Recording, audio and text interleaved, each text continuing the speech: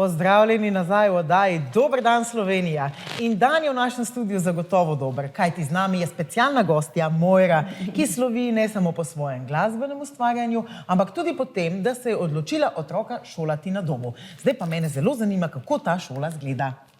Tingelingeling, dobro jutro, otroci, gremo, učenci, vstanemo, dober dan. Imamo šolski zvonec? Ne. Dobro jutro, sonce, kako je lep dan. Danes si bova naredila čudovit izlet po dnevu.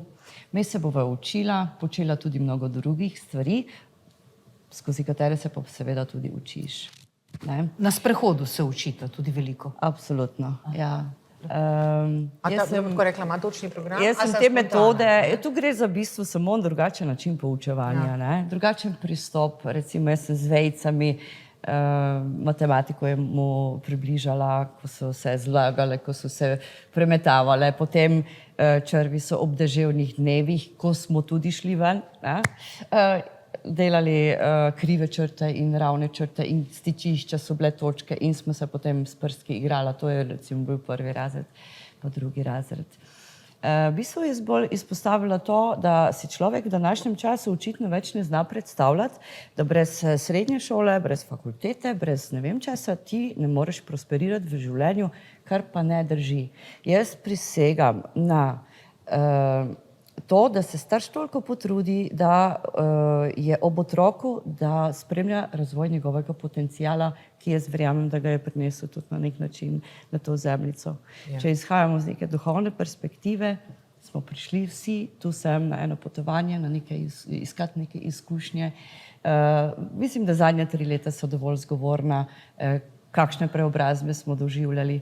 Torej, ta ločenost od sebe in zdaj to ponovno spajanje z sebstvom, z svojim bistvom je ključno. In Aleksandar in starejši sin sta glasbeno nadarjena. In tudi cela generacija mojih prednikov nekako glasba nas spremlja. In to je tudi moje izhodišče, ki je unikatno, ki se ne more mogoče primerjati z nekom, ki tega ne živi na tak način kot jaz.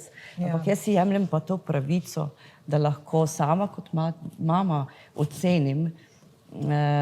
Seveda moraš biti buden, moraš biti zavesten, moraš veliko več od tega, ko pa otroka dati in predati v vzgojo in izobraževanje. Ampak otrok se zna tudi sam zelo postaviti zase in vsi, ki smo starši, vemo, kaj je to, ko ima svoje meje in reče ne bom. Kakšna avtoriteta je lahko starš, ko reče ne bom se tega učil? To je pa meni, zakaj pa moram to vedeti? Ker vsak otrok reče, ne? Ja. Kaj pa potem mama naredi? Saj mama seveda sočutno pa res proba intenzivno vse potencijale otroka razviti. Tle pač ni večje ljubezni, kot je materinska, pa vendar ta avtoriteta, to, ki je pa treba, to pa ne vem, če imaš lahko enako kot učiteljica, vzgojitelj, nekdo, ki je tam persona. Ne pristajam na avtoriteto, ker smo globoko v sebi vsi eno, tudi otrok, čeprav je majhen, mu ti ne moreš biti avtoriteta, ampak si ti njegov spotnik, ki ga spremljaš, ki ga opazuješ, ki si vedno ob njem. Ga vodiš in ga opazuješ in ko vidiš, da ga nekaj zanima, mu takrat ustvariš možnost, da to še bolj razvija. Ti moraš biti buden opazovalec svojega rojenca. Saj ne veš, po kaj je prišel.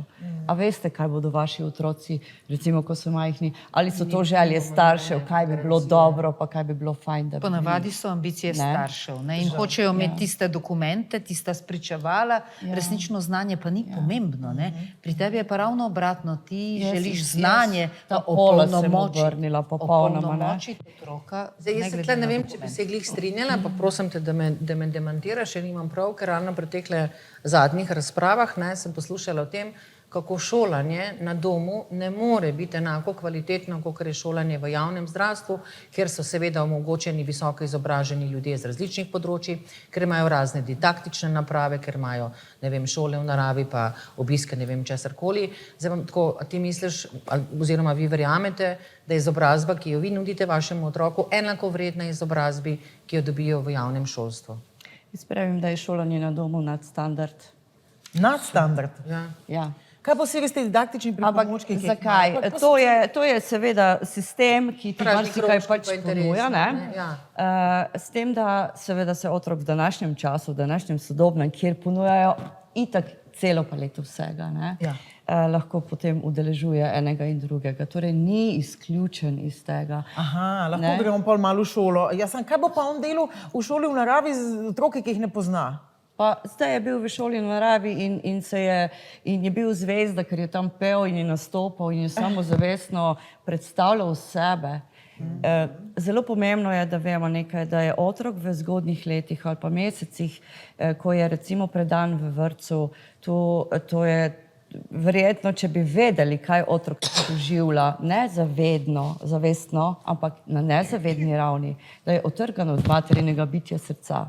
Ne? To se pravi, to je popolnoma drugačen pogled na življenje in jaz verjamem samo, da imamo pravico do tega. To ni zloraba otrok, to je božansko, pa da se tudi ti sam učiš ob tem in da ti sam postajaš ena celotna zgodba. Ampak sistem oziroma država, bom tako rekla, šolanje na domu ne dojema kot neki nadstandard oziroma kakor prevelika ljubezen staršev do otrok, temveč, kar imate tudi vi v vašem primeru, jemlje to kot kršenje pravic otrok, zanemarjanje otrok celo, ker jim pač ne omogočate tako kvalitetno izobrazbo, v katero so prisiljeni vsi ostali otroci po Sloveniji. To je dobro rečeno, prisiljeni. Ker dejansko je to. Nadstandard je, da mati ena si vzame lahko toliko časa, da je ob otroku. Ker ti dejstvo je to, kar si omenila, je otroka nam vzame že v porodnišnici prvič. In postane del sistema. Jaslice, vrtec, osnovna šola in potem šolanje. In ti ga srečaš tu in tam in potem, ko vidiš, da je malo čuden in da je v težavah, od njega zahtevaš, da še bolj uboga tiste učitelje. In otrok se ti vse bolj umika in ti ne veš zakaj. In še bolj pritiskaš na njega. In potem otrok odide v kakšne težave, droge, karkoli, psihične bolezni. In ti rečeš, kaj se je pa zgodilo? Se ga imamo radi, se mu hočemo dobro, se smo hoteli za njega le najboljše. Smo mu inštruktorje pa šolo omogočili. Ko si glih porodnišnico omenila, pa vse smo matere, upam, da veste, oziroma se zavedate, da otrok ob rojstvu dobi najprej davčno številko in potem EMŠO, matično. In to veliko pove vse. Tako. No, jaz bi bila zelo vesela, če bi vsa ta ista stroka, ki se tako dotika tega šolanja na domu, zakaj ne spregovorijo bolj o tem, kar v bistvu oni isto govorijo, ampak se nekje v poplavi novic izgubi. 70% porast, 70% rast ali pa porast nasilja v šolah in psihičnih stisk. Velikih. Potem, vsak tretji otrok je na odločbi. Se pravi, je sistem ugotovil, da rabi prilagojen način šolanja oziroma posebno obravnavo. A je res vsak tretji otrok nesposoben slediti temu? Jaz bi rekla, da v bistvu zato ker je napačno zastavljen. Jaz sem poslušala eno dobro razpravo te stroke in je ravnateljica rekla, naš šolski sistem je odličen, ampak rabi temeljito prenovo. To menda ne gre skupaj. Demantirala sama sebe. In s prstom niso upali pokazati, od kod prihaja direktiva, ampak smo seveda dežurni vedno in krasni, ker nimamo pojma, ker se v življenju čisto nič nismo starši, ki šolamo na domu, učili, ker smo z osnovno šolo, pa srednjo šolo, pa še kakimi zasebnimi šolami. Nič nismo dobili, življenje smo šli tak skozi in zdaj bomo naše otroke tak. Ravno obratno je. Ravno zaradi te širine življenja, ki smo jo doživeli. Širina televizije pa ponuja tudi odličen trenutek za krajši predah.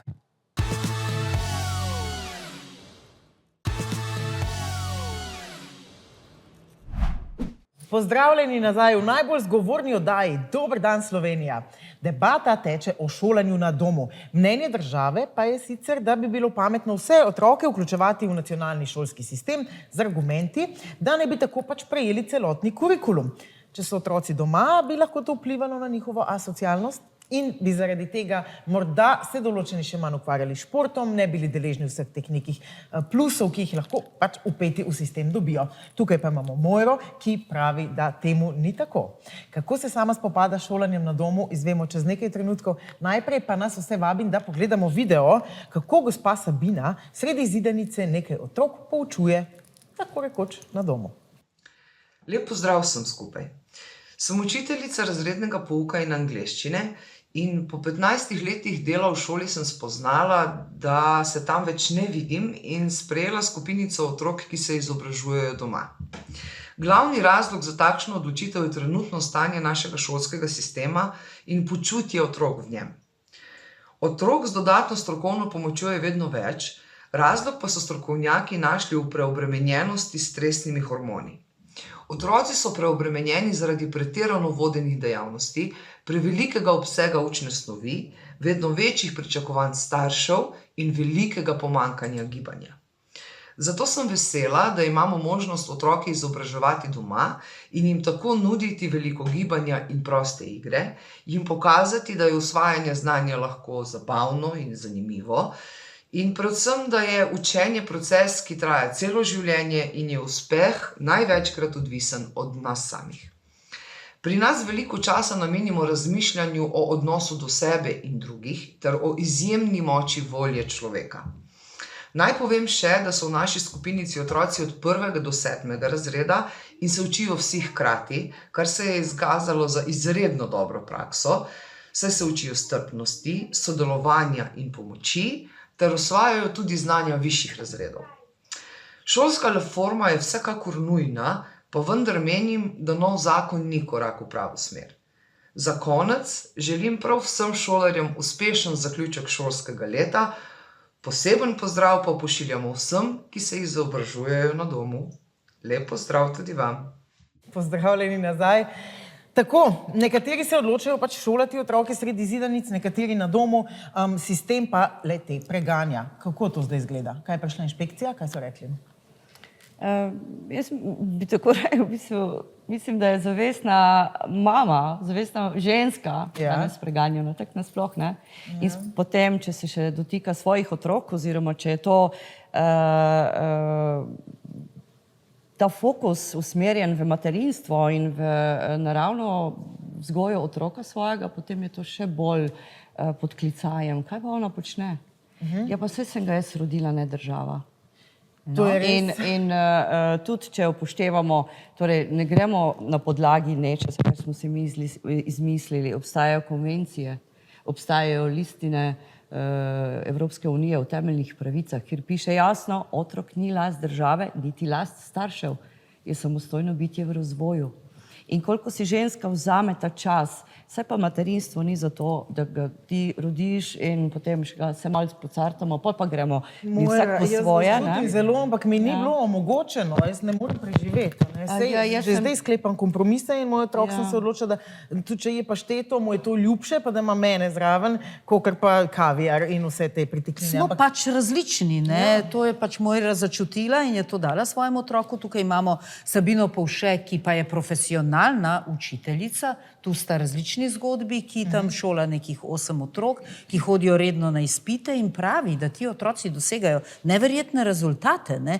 In veliko so na zraku, veliko se gibljajo, veliko so udeleženi pri športu, tako da tudi socializirani so zelo, tako da mislim, da je treba takšne prakse podpirati. Socializacija, ki je tako opevana socializacija, ne? Je zadnjič tudi ta strokovnjak, naš največji Sebastian Kristovič, tako ga imenujejo, je zadnjič lepo povedal, otrok se socializira ob odraslih in ne med vrstniki. Si predstavljate, kaj bi se otroci naučili, če bi bili samo med sabo. Torej, mi to zagovarjamo že leta in leta in nismo slišani, potem pa on to enkrat pove, pa je v bistvu v redu, ampak se pa to tudi ne upošteva, ne?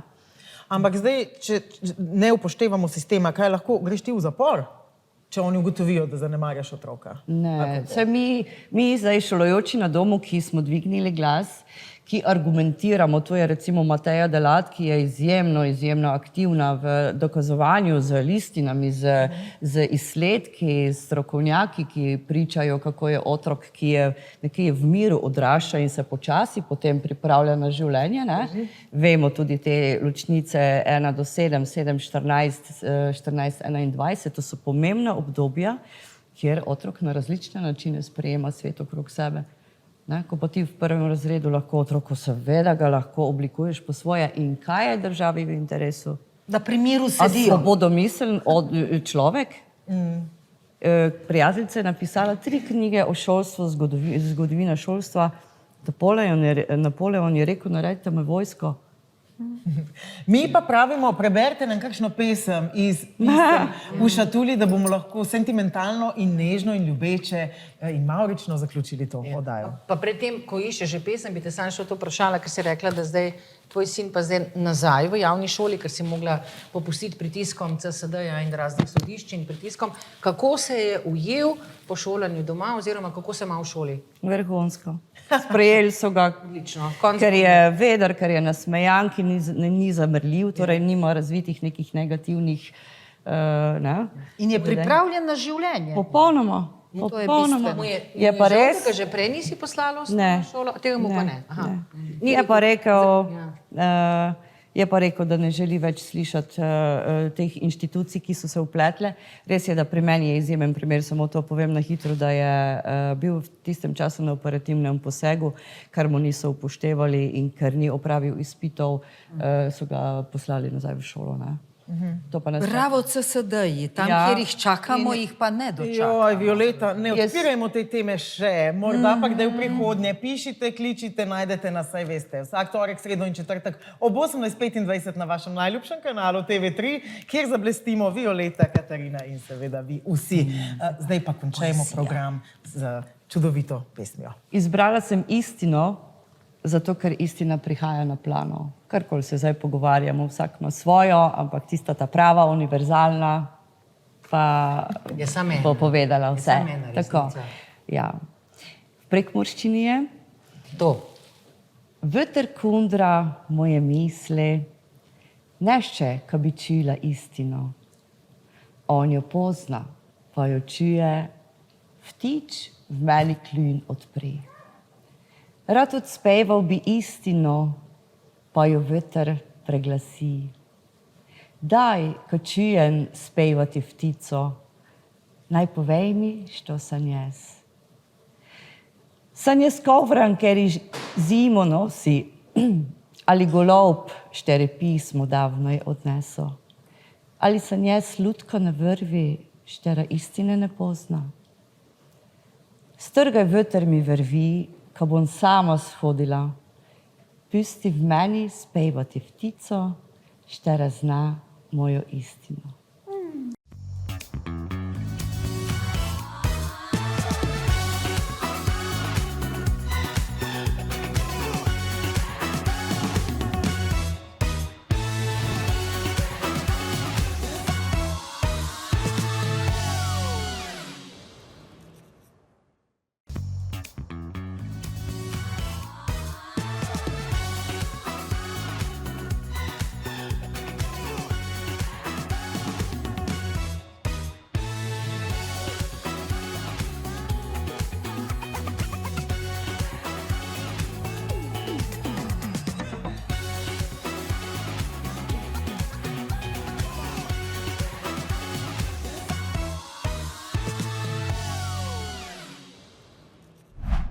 Spoštovane gledalke in cenjeni gledalci, ter seveda vsi, ki ste se odločili biti v naši družbi v tem večeru, morda jutru, morda dnevu. Čas je za najboljšo oddajo na TV3. Dober dan, Slovenija! In omizje kar že dehti od lepote in pameti, zato v tem trenutku pozdravljam ob sebi tudi cenjeni sovoditeljici Violeto Tomić in Katarino Kečak. Da pa naša miza lahko dokončno zažari, pa naša cenjena gostja poskrbi in sicer mi je veliko čast in veselje, da pozdravljamo Matejo Horvat Mojro. Lepo pozdravljene. Dober večer. In zdaj, ko smo vse tako zelo fine, pa je čas, da kar otvorimo to temo. Kaj Mojra dela? Če je še ne poznate, naj vam izdam, da je pesnica, pevka, ukvarja se ne samo z glasbo, ampak tudi z visoko kreativnimi izlivi svojih čustev in vseh talentov, ki jih premore, hkrati pa je prav posebna ženska. Lahko bi rekli, da se ne uklanja sistemu, če ne drugega, se je odločila svoje otroke šolati na domu. Ampak ker verjamem, da se vsak človek najraje in najbolje predstavi sam, bom dala zdaj, draga Mojra, besedo kar vam. Hvala lepa. Moram najprej povedati, da sem se zelo veselila vaše družbe tukaj. Jaz sem vas malo doma spremljala in sem mislila, to pa bo noro. To bo pa zabavno, pa še obenem seveda, da imamo kaj zapovedati. Čuj, pa super je, ko govoriš tako po domače svojih koncev, da ne bomo več le sam Ljubljanščine poslušali cel cajt, kar ne de. Jaz leko Mi Štarke pa Prekmurke z tega konca. Najmo zdaj, punce, kje smo ostale? Tu smo, tu. Dejta si duška, kaj ti ta oddaja je seveda namenjena vsem razvedrilnim tematikam in seveda tistim, ki jih prinaša življenje, ki pa včasih obstaja tudi kot trpko jabolko. Ampak mi se ne bojimo ugrizniti v čisto nobenega, pa naj si bo še tako piškavo. Kaj je piškavega vas doletelo, Mojra, da ste zdaj razsvetljeni in tako čudoviti in polni miline in vsega tega greste čez življenje? Verjetno je to dal oder, verjetno je to dalo moje budno oko, pa tudi družina, iz katere izhajam, zato ker smo bili zelo povezani z naravo. In ko preživljaš otroštvo, predvsem se mi zdi v naravi, potem od tega marsikaj prineseš tudi v zrelo življenje. Torej, jaz mislim, da smo se vse nekako lomile in preverjale na poti življenja. O sebi je seveda najtežje govoriti, pa vendar bi rekla, da če nazaj pogledam, da sem imela čudovito življenje. Ne glede na to, kaj vse se je zgodilo, ampak še pomembneje je, kaj sem se iz tega naučila, kakšne modrosti sem potegnila ven in to je tako navdihujoče. In to je to, kar potem človeku da ta notranji mir, ne? Da se odločiš in rečeš, to sem tako delala, wow, kaj, dobro, z nekim namenom, ampak to lahko dam stran, potem pa samo enkrat začneš čutiti sebe. Ampak Mojra, ti si dala veliko stvari na stran. Recimo konvencionalni sistem šolanja, to ne bomo. Pa cepljenje, to ne bomo. Pa uklanjali se divjemu ritmu modernega življenja, to ne bomo. Kako pa pol človek sploh živi? Nekonvencionalna gozdna ženska. Gozdna vila. Nek živiš v naravi, ne? Ja, živim na vrhu griča, v popolnem miru, s ptički, z živalcami, vse, kar znam videti.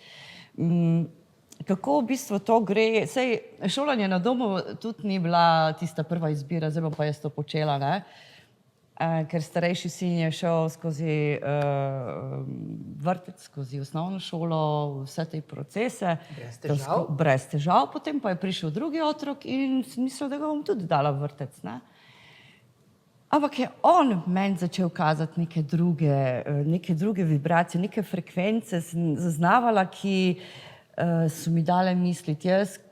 Otroci so zame pač sveta bitja, sploh ko so majhna, ko so v tisti čistem energijskem polju. In jaz, če ne bi bila glasbenica, verjetno tega niti ne bi toliko zaznala, ne? Bolj mogoče površinsko, lahko živela tudi, ampak če si glasbenik, pa če poješ sploh, potem vse, kar poješ, moraš tudi začutiti, ne? In kaj je si najbolj čutil? Rock'n'roll? Ne. On je v naravi na sprehodu zaostajal tudi po 100 metrov, ko je bil star 1 leto pa pol. In se čudil vsem. In je poslušal valovanje pšenice. Jaz sem pa ta jezik razumela, ker sem tudi sama tako odraščala, ne? Oče nas je znal velikokrat povabiti, poslušaj šelestenje vetra, poslušaj pšenico, kako govori. Pa travo razpa, vse to. To meni pa zelo malo že zveni na une džidžu, midžu, vidžu.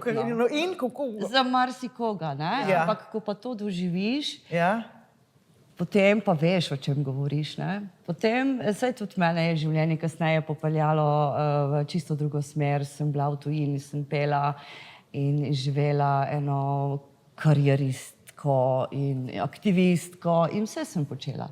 Ampak očitno te to ni zadovoljilo oziroma osrečilo, ker si se vrnila nazaj tja, odkudar si prišla v naravo in ne, da si se vrnila, ostala si tam, ne? Tam širiš in narasteš na sebi, tako rekla pa še tvoje otroke si oziroma vzgajaš v svojem duhu, ne? Zdaj, kakšna je bila tvoja odločitev, razen tega, da je tvoj otrok, bom rekla, senzibilen, bolj kot drugi otroci, to si pač ti opazila, kakšen je bil razlog, oziroma da ga nisi hotela dati v osnovno šolo, ampak da si se odločila, da ga boš ti sama doma šolala? Zdaj, tako, to te vas sprašujem zaradi tega, ker smo vse dale skozi, bom tako rekla, neko šolanje med pandemijo. Mnogi starši smo se soočili z šolanjem na domu in moram priznati, da mnogi starši tudi nismo bili uspešni pri tem, tako da jaz mislim, da moraš biti najprej tudi kot prvo človek za to, da imaš potrpljenje. Jaz nisem človek za učiteljico. Pa znanje, to je kar veliko znanja potrebno. Znanje, pa bom tako rekla, ta široki spekter znanja, ne, je pa seveda tudi problematičen. Kako si se ti soočala? Zdaj bom tako rekla, ne bom te spraševala za izobrazbo, ampak verjamem, da fizika, kemija, tuji jeziki, matematika, zgodovina, geografija. Si se to mogla ti vse učiti, ali si bom tako rekla z neke svoje zgodovine, z nekega svojega predznanja otroku predstavljala? Ja, če nečesa ne poznaš, potem je seveda to dosti večje, kot pa, ko se s tem soočiš, ne? Torej, kot sem rekla, niti sama nisem razmišljala o šolanju na domu, ampak otrok mi je neke signale poslal. Predvsem zanimivo je bilo to, ko smo se sprehajala mimo šole, ker je tam tudi igrišče, ne, sem rekla, no, Aleks, naslednje leto pa bo šel tukaj sem v to šolo. Pa on reče, jaz v to hišo ne grem, ne. Pa se, okej, ne, tak mimo grede je to povedal, ne. In ko se je to večkrat, ko se je večkrat to ponovilo, sem že malce razmišljala, ampak ni to point. Jaz sem ga doživljala kot izjemno senzibilnega otroka, ne. On se je recimo zjokal pri meditativni glasbi, jaz sem mislila, da bo to fajn, njemu je bilo premočno. Lahko tudi, da je kaki prestar spomin se dogajal v tistem trenutku, ne. No, in ko sem se jaz odločila, ok, potem pa neka alternativa, recimo, da bi bila zanimiva. Jaz sem pa tudi naredila ta študij na inštitutu Lila, vzgoja za življenje. In sem to uporabila z lahkoto, ker so mi rekli, pa saj ti to živiš, kar mi poučujemo, ti v bistvu ne rabiš, nisi treba študirati, ti to živiš. Vrtec ga nisem dala, ker sem glasbenica pač ob vikendih samo nastopala, med tednom sem bila doma. In mi je bilo to luštno, da ga malo z neke druge perspektive, očitno bo morala s tem drugim otrokom se podati v to materinstvo ponovno. No, potem pa sem šolanje na domu, pa me je pritegnilo, da sem si pridobila nekaj informacij. Iskreno, tudi jaz nisem vedela, v kaj se podajam, ne? Ampak ker so mi izzivi v bistvu tisti, ki me delajo živo v življenju in brez tega ne znam živeti, to je pač moja hrana, je tudi to bilo preprosto. Začela sva. In potem dobiš v bistvu gradivo, vse moraš slediti javno veljavnemu šolskemu sistemu. Ni to, da ti bi za nekaj po svoje počel. To mnogi pač težko razumejo, mi moramo slediti. Ampak pristop je pa drugačen. Ampak na preizkuse znanja pa potem mora hoditi. Ampak ne iz vseh predmetov. Zdaj, skokor jaz vem, ste rekla do spremembe zakona, se delali izpite, so delali otroci samo iz glavnih predmetov, slovenščina, matematika, pa tuji jezik. Zdaj bom tako rekla, zdaj tudi pri temle zakonu o osnovnem šolstvu, ki se zdaj menjava, je bil eden od glavnih razlogov bil ta, da so ugotovili, bom tako rekla, strokovnjaki, da niti eden od teh otrok na niti eni šoli v Sloveniji ni delal nikoli niti enega izpita iz fizike in matematike. Da bom tako rekla, ok, jaz tudi nisem ljubiteljica fizike in matematike, tudi v osnovni šoli nisem bila in bi verjetno zelo vesela bila, da sem jo preskočila. Ampak zdaj, ko gledam, neke socialne veščine mi je dala, čeprav se ne ukvarjam s tem, da imam čisto neki rahel pogled, bom tako rekla, na fizikalne dejavnosti ali pa na kemijske. Na drug način se mi je pa, bom tako rekla, to, da me je sistem posilil, da sem se ukvarjala s predmetoma, ki sploh mi niste bila všeč, sem naredila to, da sem morala ugrizniti to kislo jabolko, da sem jo predelala in da sem na koncu 2, 3, 4 ali pa kakorkoli obdelala. Nekako se mi zdi, da so tudi zadeve, čeprav se nam zdijo zdaj le neumne, ker se ne ukvarjam s kemijo, pa ne fiziko, da se mi eno zdi, da mogoče pa zaradi socialnih veščin, mogoče pa moramo enkrat, da moramo v otroštvu tudi marsikaj prigrizen, kar nam ni všeč, ker obe dve veva, življenje je kruto, in če otrok živi v nekem varnem zavetju, bom tako rekla, maminem zaščiti, varstvu. Zdaj, ko bo šel enkrat Aleks stran od tebe, kako se bo soočil, bom tako rekla, s tem krutim svetom, ki ga tudi ti seveda doživljaš, a ne si ga, ne? Ja, jaz imam vseeno kljub vsem preprekam še vedno ta optimističen pogled na življenje. Torej, Aleks je zdaj star 14 let in v bistvu imam živ dokaz, kaj pomeni, če otrok v miru odrašča, če ni že v zgodnjih letih izpostavljen nekim pritiskom pa nekim okvirjem. In zelo je čustveno inteligenten, bister, radoveden. On bi se nenehno v bistvu učil in tudi, ko sem ga šolala na domu, on je tudi seveda imel stike. To je ta predstava, da šolajoči na domu se z nikomer ne družijo, to je pač absurd. Seveda se družijo z vašimi sosedi, ampak kdo pa pravi, a se mogoče mi družimo z 100 ljudmi vsak dan in imamo vsemi čudovite odnose in ali tudi izbiramo, ne? Otroke pa na nek način posiljujemo, ti pa moraš zdaj z vsemi biti okej. Ampak oni v zgodnjih letih dejansko do 7. leta, oni doživljajo svet popolnoma drugače, kot si mi predstavljamo. Res je pa, da lahko v teh zgodnjih letih v njih tlačiš vse. Zdaj bomo pa mi v vas zatlačili nekaj malega oglasov. Se vrnemo v kratkem, ostanite z nami.